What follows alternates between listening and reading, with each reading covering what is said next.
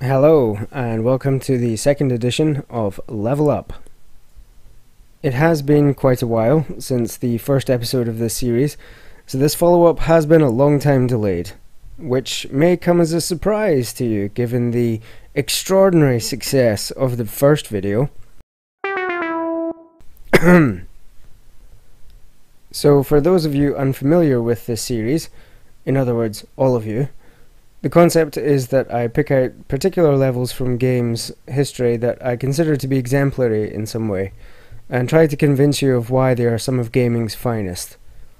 Note that the parent games do not themselves have to be classics, since even a mediocre title can feature a single, shining level.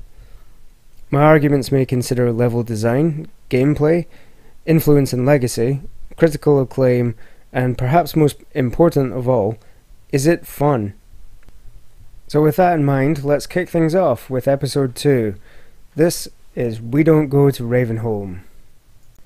To a gamer of my generation, this may seem like an easy choice, deriving as it does from one of the most memorable levels in one of the most critically acclaimed games ever made. But to younger players that have only gotten into games in the last 10 to 15 years, the plaudits surrounding Half-Life 2 may be harder to fathom. This title is 13 years old now, which makes it ancient in gaming terms, and many of the innovations that made Half-Life 2 so groundbreaking at the time of its release are commonplace today. In order to properly consider the game's merits then, and the particular delights of the Ravenholm level, some context is needed regarding the state of play, so to speak, of games in the early half of the 2000s.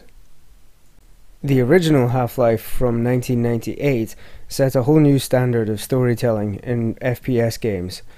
With no cutscenes, the game never once moved away from the player's point of view, creating a sense of immersiveness like no other game up to that point. Yet despite never once giving up player control, Half-Life still told a compelling, rich storyline that unfolded as you move through the game world, the joins in the seemingly continuous journey only betrayed by the loading times between levels. It was a far more novelistic approach to gaming, emphasized by the fact that Valve grouped levels into chapters, with chapter headings appearing at the start of each new area. It was revolutionary at the time, but Valve were unsatisfied at the limitations of the 90s technology they were using. So for the sequel, they set out to rectify what they saw as some of the immersion-breaking flaws. Half-Life 2 programmer David Spader said of the original Half-Life, "It was cool that the characters acted out scenes around the player, but their mouths moved in a simple puppet way. The players could push crates and barrels, but they wouldn't tumble realistically." Valve's solution to the problem of realism was Source, a custom-made game engine that was as powerful as anything around at the time. For the first time in games, characters had realistic facial expressions, and they could express shock, sorrow, anger, friendliness, or embarrassment, just in their facial movements. Gordon can't handle, with the possible exception of you. Dad, please. This was a landmark achievement, and the video that Valve produced for the 2003 E3 conference caused a sensation. It looks like hell. Wow. We've been rather busy in your absence. Showing the infamous G-Man character, first as the model from the original game, and then as his replacement model for the second game, speaking with near perfect lip syncing, and by far the best facial movements in games at that time. Not only do the facial expressions still hold up well today, but in some cases they actually even exceed games made today, as anyone who's played Mass Effect Andromeda will surely agree with.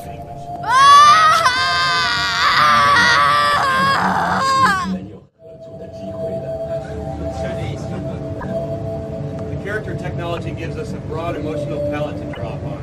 So you'll really hate your enemies in Half-Life 2, fear for yourself and your friends, and maybe discover a few new feelings along the way. Of course, The other significant leap forward that Half-Life 2 made was with physics. Why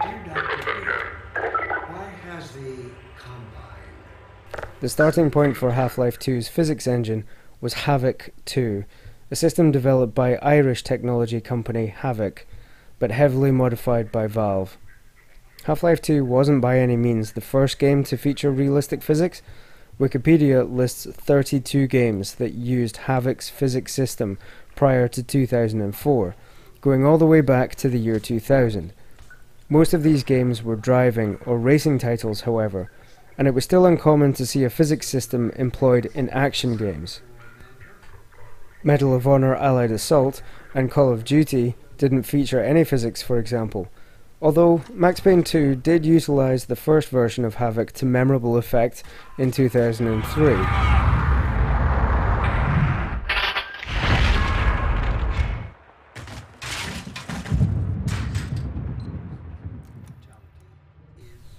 ...2004 was the year that physics really took off in action games, however, with both Doom 3 and Far Cry featuring in-house physics systems. Nevertheless, Half-Life 2's physics set an entirely new standard, so much so that even something as simple as this, a body falling realistically down a staircase, was enough to leave gamers, myself included, completely stunned. Shooters and other action games that incorporated physics tended to use it as simple window dressing. It made the game look and feel more realistic, but that was it. Half-Life 2 differed in that it actually used physics for something, like puzzles involving weight distribution or buoyancy.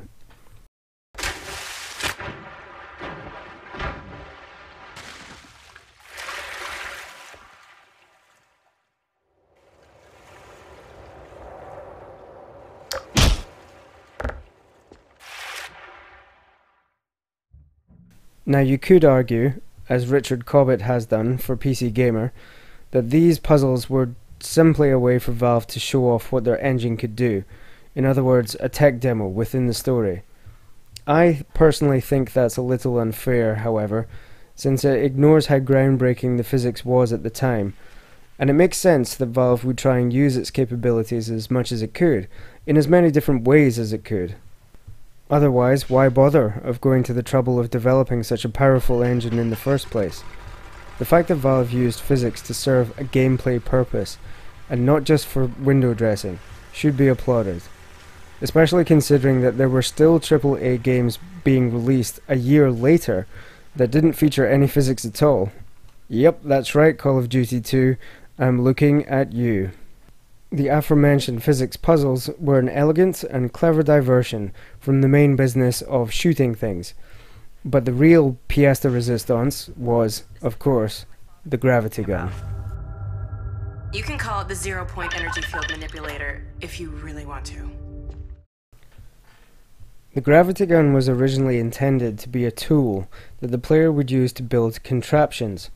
Originally called the fizz gun, this machine-building version was discarded, since it required so much concentration that it took players out of the world, according to Spader. The gun was therefore redeveloped from a tool to a weapon, with a simple pick-up-and-throw mechanic, or a one-button punt action. The gravity gun was Half-Life 2's killer app, its USP. In a game that featured so many innovations and unique moments, the gravity gun still stood out from the rest. With the gravity gun in hand, everyday household items became deadly weapons. So much joy came from just trying out new ways to bring down your enemies, whether it was blowing them up with the traditional explosive barrels, cutting through multiple zombies at a time with saw blades,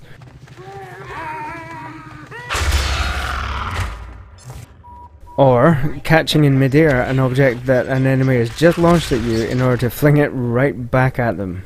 The gravity gun is introduced at the end of Black Mesa East, where Alex and Dog, who is by the way the best robot in games, teach you the mechanics with a game of catch. Now let me call Dog. He loves to play fetch. Dog! Come!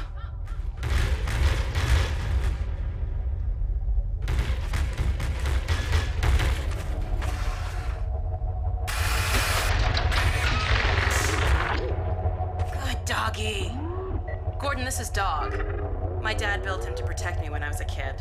First model was about yay high. I've been adding to him ever since. Haven't I, boy?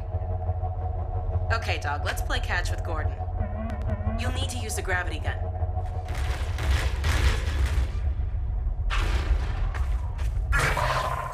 The level that really introduces the player to the joys of gravity gun combat, however, is We Don't Go to Ravenholm. Ravenholm felt unique among all of Half-Life 2's spaces, not just in the sharp tonal shift that saw the action shooter morph into something resembling more like a survival horror, but also because it felt like its own story, separate from the main narrative. There were no familiar characters and no Combine presence, not until you leave the town of Ravenholm anyway and rejoin the train tracks. Your only companion, apart from the shambling hordes of zombies and pouncing headcrabs, is the somewhat twisted figure of Father Grigori. I am Father Grigori. You have already met my congregation.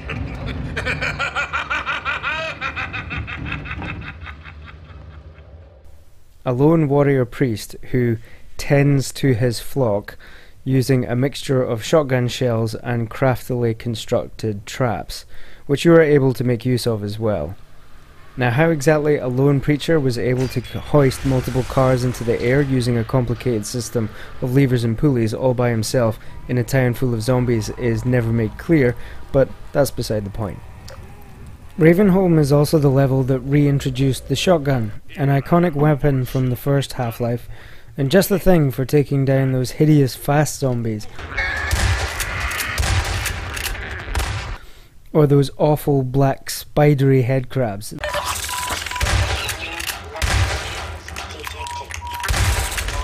Blech. You won't use it for much else, however, as the level feels tailor-made for the gravity gun, which is ironic since Ravenholm originally didn't feature the weapon at all. Ravenholm was originally built without any physics play, and the gravity gun was only added later once its incredible potential was understood. Play through the level now and you could be forgiven for thinking that it was designed as a gravity gun playground, with a multitude of items left lying around to experiment with. Although Valve clearly want you to play around with the objects they've left for you, their intentions are communicated subtly instead of explicitly. In typical Valve fashion, the player is shown something that clearly illustrates their intentions, as in this example, a circular saw blade sticking out of the wall with the torso on top of it and the severed legs underneath.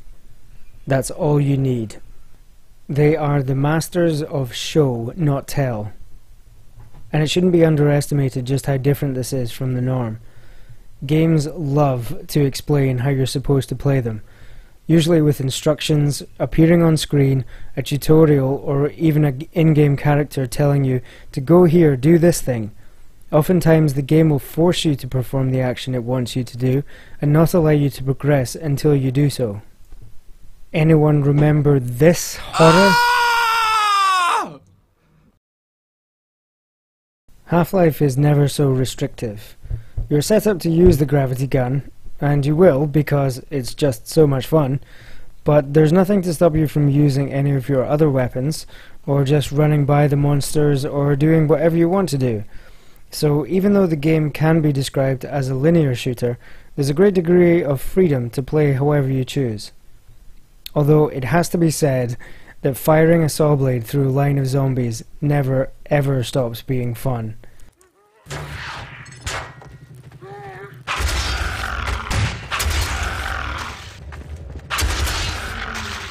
House bricks also make a satisfyingly brutal projectile. Although my particular favourite moment is turning on the malfunctioning spinning trap, only for the blade to fly up into the air, only for you to then catch the blade before it falls on you, so that you can use it to dispatch whatever the hell these terrible things are. If you recall that even just watching a body fall down stairs was revelatory at the time, so being able to control and fire around objects like this felt like the future. It's hard to think of another game that made such an impact with a new mechanic. As I've previously said, I don't entirely agree with Richard Cobbett's retrospective look at Half-Life 2 in PC Gamer, but it is fair to say that some of the shine has gone from the game in recent times. Looks fade, and nowhere is that more true than with computer games. I don't think there's any other entertainment medium that is more affected by the passage of time than video games. What was once groundbreaking and mesmerizing can look ordinary or even dated in just a handful of years, and sometimes even less than that. With that in mind, it's amazing just how well Half-Life 2 holds up today, 13 years after its release. Sure, the environments look a little more boxy than they used to, and the fear factor has largely gone, although those fast zombies can still send a shiver through your spine now and then. Yet Valve have updated the game several times over the years, incorporating some of the effects from the follow-up episodes and enabling ultra-high definitions. The thing that really matters, of course, is the gameplay, and in this respect it has stood the test of time.